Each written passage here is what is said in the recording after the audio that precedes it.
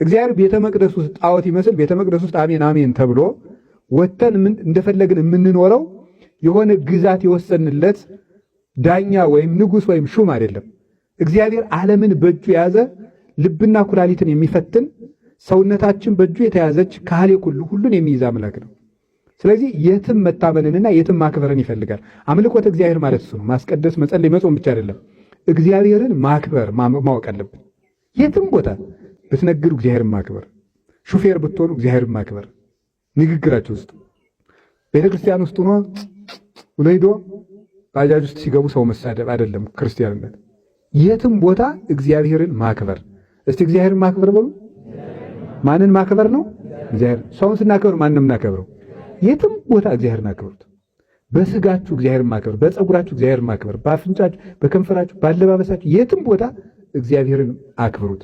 በመኝታዬ እግዚአብሔርን ማክበር አለብኝ ማለት አለባችሁ። በእንቅልፌ ተነስቼ እንቅልፌን ቀንሼ ፈጣሪን እንደማከብረው ለመግለጥ ሌሊት ተነስቼ አመሰግነዋለሁ። ማክበር አረማመድ ቅጥ ያጣ መሆን የለበትም። ንግግር ይሄ ሁሉ እግዚአብሔርን ማክበር ነው። እስራኤል እግዚአብሔርን ሳያከብሩ ሲቀሩ ናቋቸው። የሚንቁ ጠላቶች መጡ። እንዳትናቁ ከፈለጋችሁ እግዚአብሔርን አክብሩ። እውነቴን ነው የምነግራችሁ። ሰዎች እንዲያከብሯችሁ ስለለፋችሁ አያከብሯችሁም። እግዚአብሔርን ካከበርን ግን ምንም ሳንናገር ያስከብረናል። ሰዎች እንዲያከብሩን ግን ጓደኛ በማደራጀት በማስፈራራት ምን በማለት ማክበር አይቻልም። ሰው ተገዶ ካከበረ ዘወር ብሎ ያዋርዳል። ወዶ ካከበረ ግን ክብሩን የሚቀንስበት የለም። ስለዚህ ምንድን ነው የሚያደርገው? መወደድ፣ ባለሟልነት፣ ግርማ የሚሰጠው እግዚአብሔር ነው። መታየትን፣ መደመጥን፣ መፈራትን፣ መወደድን፣ መከበርን፣ መዘመድን፣ ዘመድ ዘመድ መባልን፣ በየሄዱበት ወዳጅ ወዳጅ መባልን የሚሰጥ እግዚአብሔር ነው። በየሄዱበት መጠላት የሚመጣው ደግሞ ከየት የተነሳ ነው? እግዚአብሔርን ሳናከብረው ስንቀር የሄድንበት ሁሉ ይጠላናል። እንኳን የውጭ እቤት ያለ ሰው ይጠላናል። እግዚአብሔር ቅዱስ ዳዊት እግዚአብሔርን አላከብር ሲል የገዛ ልጁ እንዲያዋርደው ነው ያደረገ። የገዛ ልጁ እግዚአብሔርን ባከበረበት ጊዜ ግን ጠጠር ይዞ ይፈራ ነበረ። ዳዊት ጠጠር ይዞ ይፈራል እግዚአብሔርን ይዞ። እግዚአብሔርን አላከብር ሲል የወንድ ሚስት ሲቀማ ደግሞ ሰራዊት ይዞ ተናቀ፣ ቤተ መንግስት ይዞ ተናቀ። እግዚአብሔርን ይዞ ሳለ በግ ጠባቂ እያለ ይከበር ነበር። አስከብሮታል ከበግ ጠባቂነት አንስቶ። እግዚአብሔርን አላከብር ሲል ደግሞ ዙፋን ይዞ ዘውድ ደፍቶ ተዋረደ። ስለዚህ የሚያስከብረን እግዚአብሔርን መያዝ ነው ወገኖች። እግዚአብሔርን ይዘን ከዞርን የትም እንከበራለን፣ የትም ዘመድ አለን። እስራኤልን አዋረዳቸው፣ ቤተ መቅደሱን አዋረደባቸው። ቀድሞ ያ ቤተ መቅደስ ሲሰራ እነ ጢሮስ የህንዱ ንጉስ ኪራም የጢሮስ እና የህንድ ንጉስ ኪራም ከህንድ ዕንቁ፣ ወርቅ፣ ጽድ እየላከ ሰርተዋል።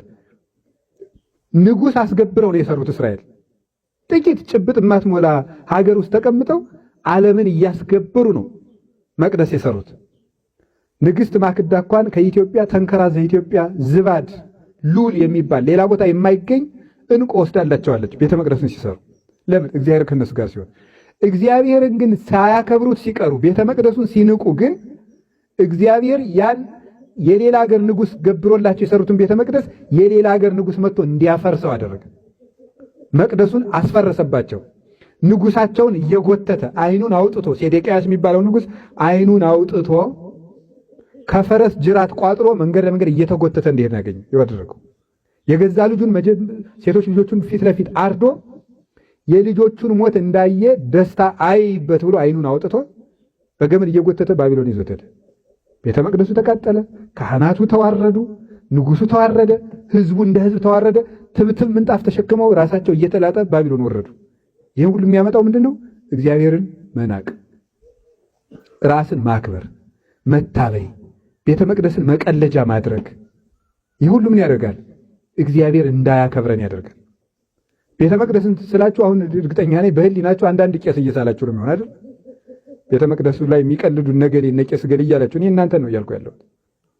ቤተ መቅደስ ሰውነታችን ቤተ መቅደስ አይደለም ነው? ያንን ነው መያዝ። ቤቱን አለማክበር ያዋርዳል። እስራኤል ተዋርደው አለቀ። ወጣቶቻቸው አለቁ፣ ንጉሳቸው አለቀ፣ ቤተ ክህነታቸው አለቀ። ተናቀው እያሉ እዚያ ውስጥ ነበሩና ስለነዚያ የተዘመረ መዝሙር ነው። ስለነዚያ የተዘመረ መዝሙር እጃቸው ላይ ሳለ አጠገባቸው ሳለ ለመስዋዕት፣ ለጸሎት፣ ለይቅርታ፣ ለትምህርት ሲጠሩ ይዘገዩበት የነበረውን መቅደስ እንዲህ ብለው እንደሚዘምሩ ዳዊት ተናገረላቸው። ጥቀ ፍቁር አብያቲከ እግዚኦ እግዚእ ኃያላን፣ የኃያላን አምላክ እግዚአብሔር ሆይ ማደሪያዎችህ እንደምን የተወደዱ ናቸው። ተፈሳሃት ነፍሴ በአፍቅሮ አይጻዲከ፣ ሰውነቴ አደባባዮችህን አስባ ደስ አላታል። ማደሪያዎችህ እንደምን የተወደዱ ናቸው። መቼ?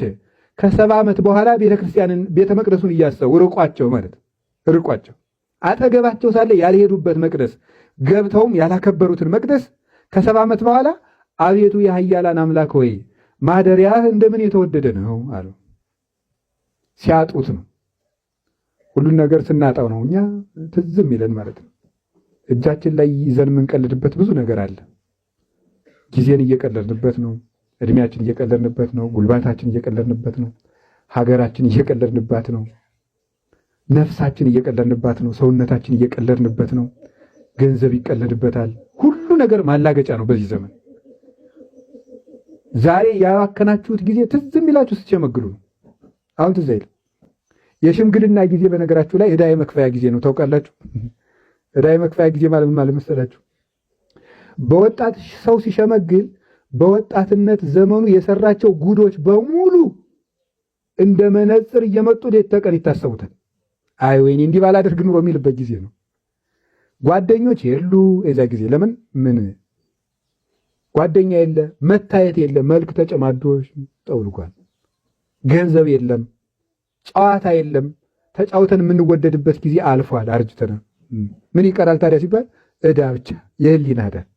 አይ ወይኔ እንዲህ ባላደርግ ኑሮ፣ አይ ወይኔ እንዲህ ብሰራ ኑሮ፣ አይ ወይኔ ይሄን ብሳረገው ኑሮ፣ ይሄን ብማር ኑሮ፣ ይሄን ባላደርግ ኑሮ የምንልበት ጊዜ ነው። ጭንቅላት የነገር አራጣ የሚመልስበት ጊዜ ነው። ያጠራቅም ያንን ስናረጅ በትክክል የማሰቢያ ጊዜ ስለሆነ ብዙ ጊዜ ሽማግሌዎች እንቅልፍ የማይወስዳቸው ለዚህ የልጅነት ጊዜያቸውን እንዳለ ይተርክባቸዋል። አደገኛ ሽምግልና በጣም ቀላል ነገር ነው ይመስላችሁ።